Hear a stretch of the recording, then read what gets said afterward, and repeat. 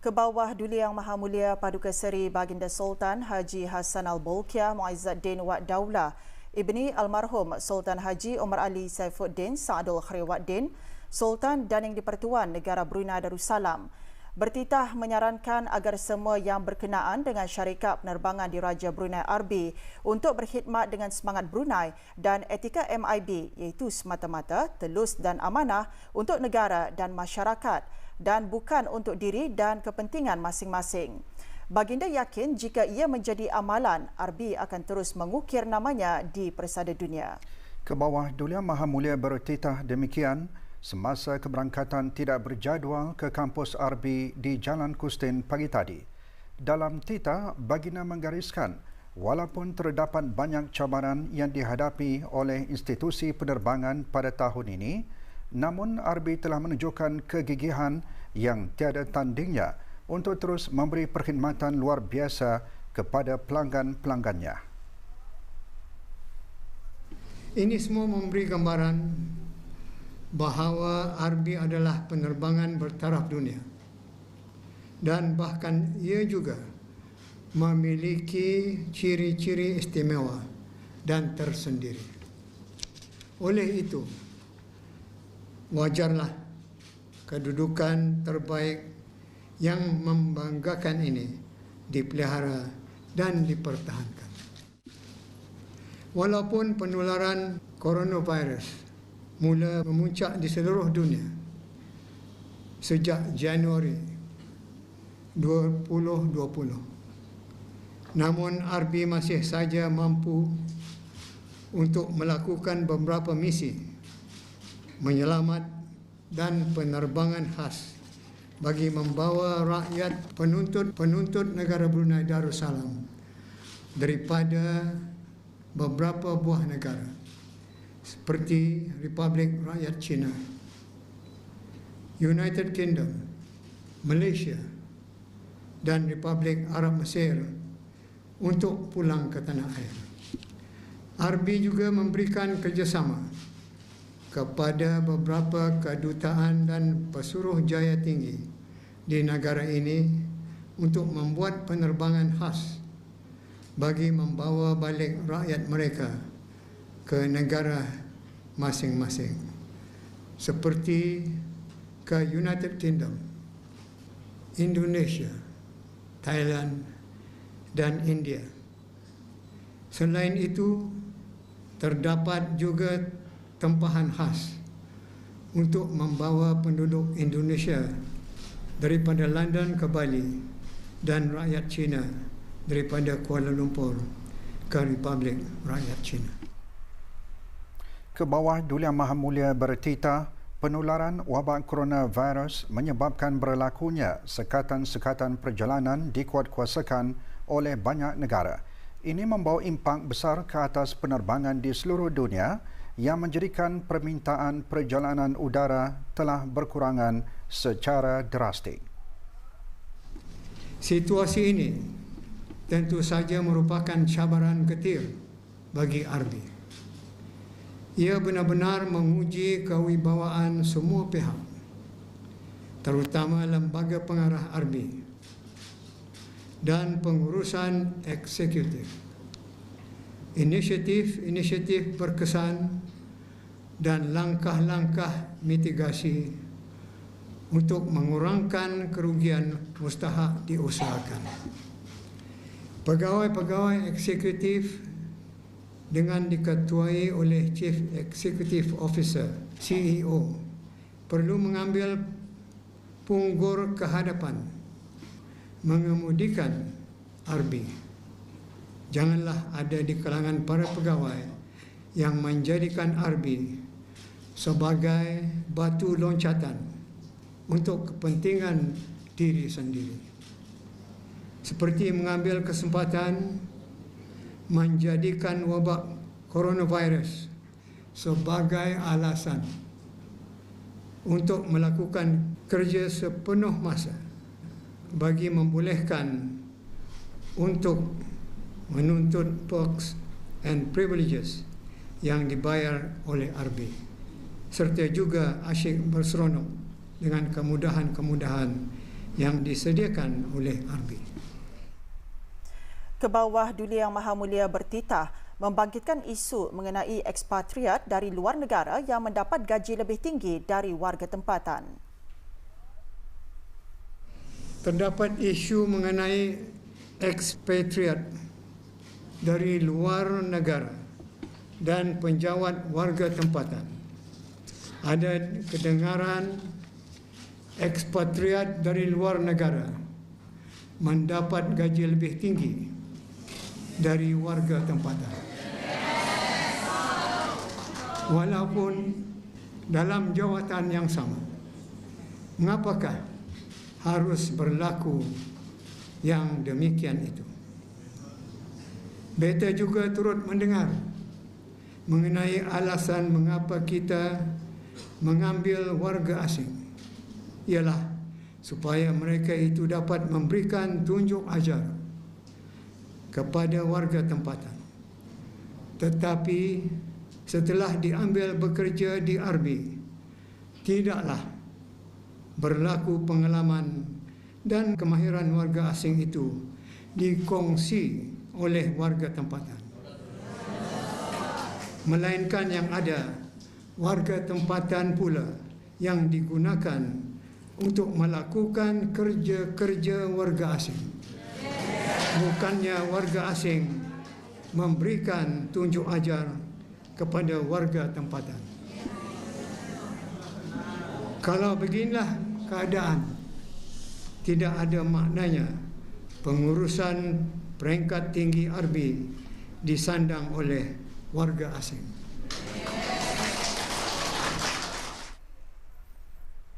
Turun dibangkitkan isu pengurusan yang kurang menyenangkan yang tidak sepatutnya berlaku. Lantas, Baginda bertitah menggesa mana-mana pihak yang terlibat supaya segera menyedarinya. Selain itu, berlaku juga pengurusan kurang menyenangkan, seperti kaki tangan tempatan dipaksa mengambil cuti oleh pihak pengurusan.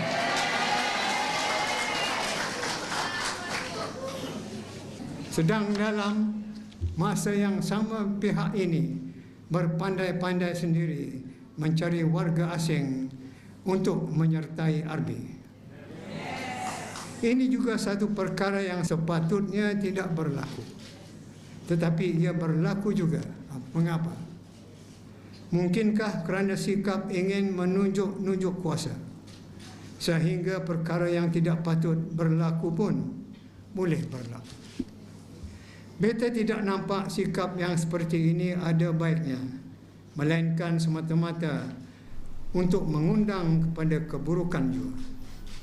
Oleh itu, mana-mana pihak yang ada terlibat dengan kejadian seperti ini hendaklah segera menyedarinya.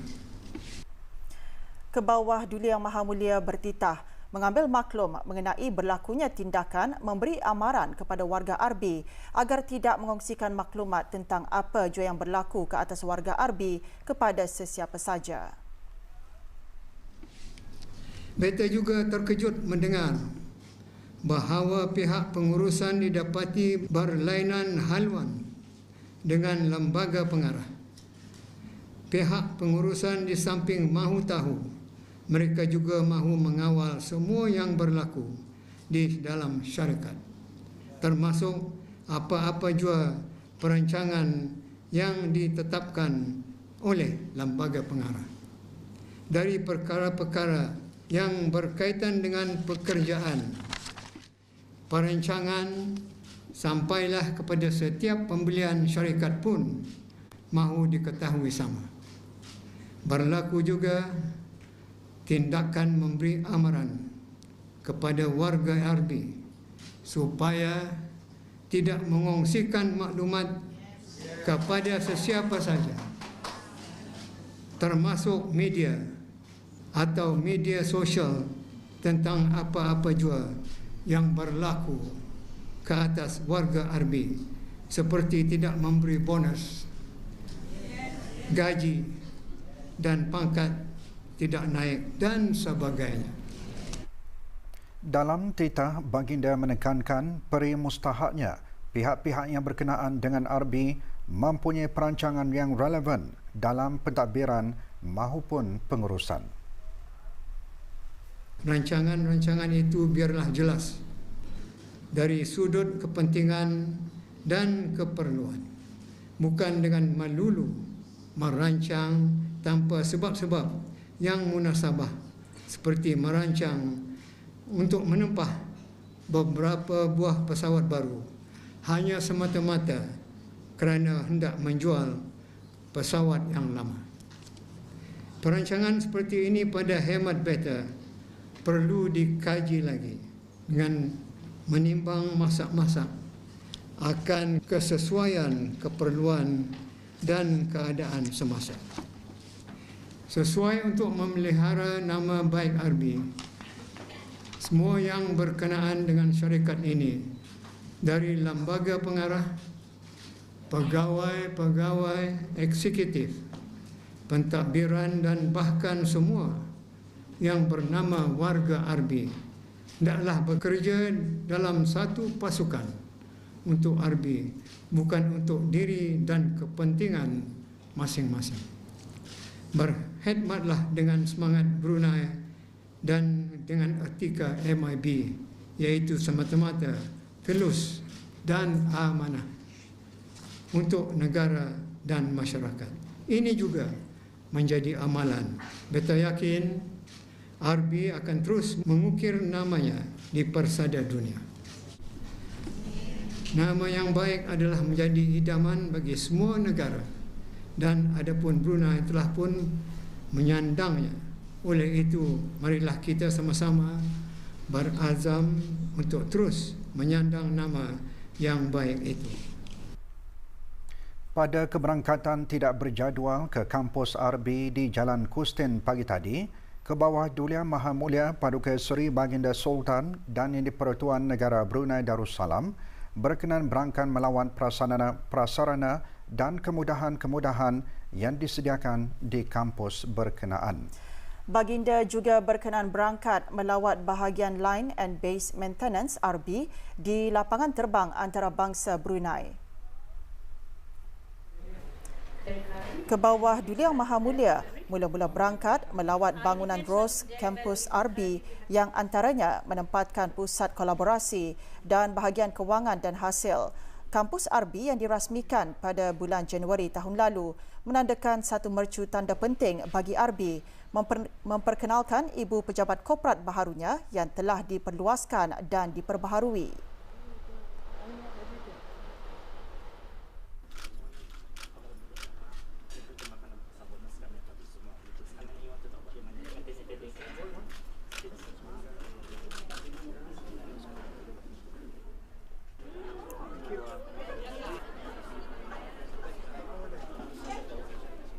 Setakat ini, lebih 300 kaki tangan bertugas di kampus ini. Dilengkapi dengan bilik-bilik latihan, kampus ini berperanan sebagai sebuah pusat pembelajaran bagi semua perkembangan RB dan latihan-latihan yang dijalankan dalam negeri.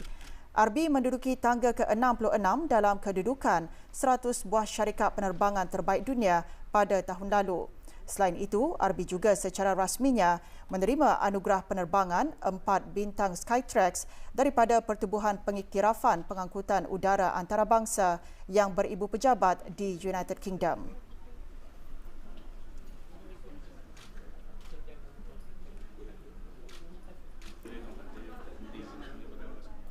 Kampus ini juga dilengkapi dengan sebuah New Sky Cafe bagi kemudahan semua kaki tangan RB.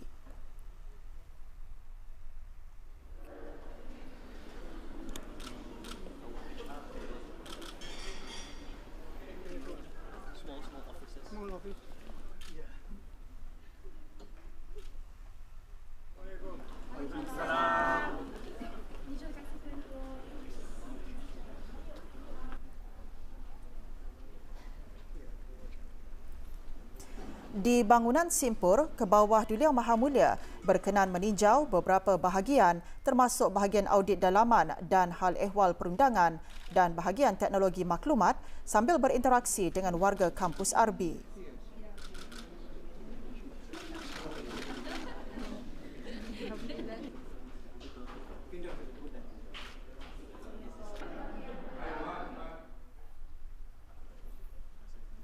Sejak beberapa tahun lalu, RB dan pihak pengurusannya menumpukan strategi korporat ke atas perkhidmatan dan hospitality. Transformasi RB juga telah menjalani beberapa kemajuan positif, antaranya program pemodenan pesawat selain pemasaran destinasi yang menumpukan tempat-tempat menarik di negara ini.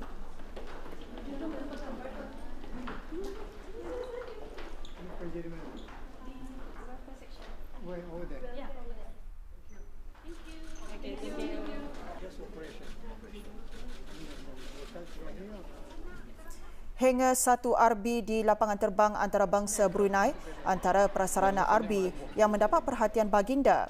Antara fungsi utama hangar ini ialah menjalankan aktiviti-aktiviti kejuruteraan dan kerja-kerja penyelenggaraan termasuk pemeriksaan pesawat-pesawat RB.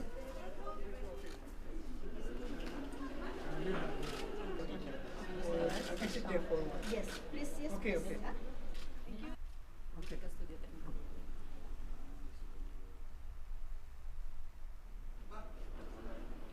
Still on.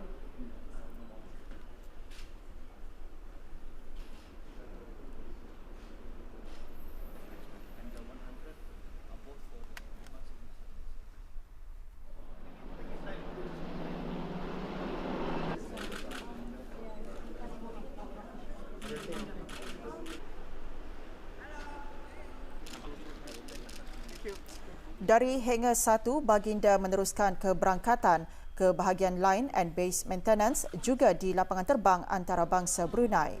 There is possibility to put it right. You don't have to go.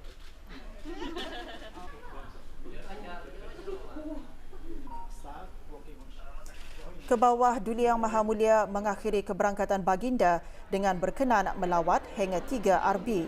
RB akan terus menyelaras matlamat korporatnya dengan wawasan Brunei 2035 iaitu membantu meningkatkan ekonomi yang dinamik dan berdaya tahan di samping menyokong hasrat Lembaga Pelancongan Brunei. Juga hadir Yang Berhormat Datuk Seri Setia Dr. Awang Haji Muhammad Amin Liu bin Abdullah, Menteri di Jabatan Perdana Menteri dan Menteri Kewangan dan Ekonomi Kedua selaku pengerusi Lembaga Pengarah-Pengarah RB, dan Datuk Seri Paduka Awang Haji Ahmadin bin Haji Abdul Rahman, Timbalan Menteri Kewangan Fiskal, Kementerian Kewangan dan Ekonomi.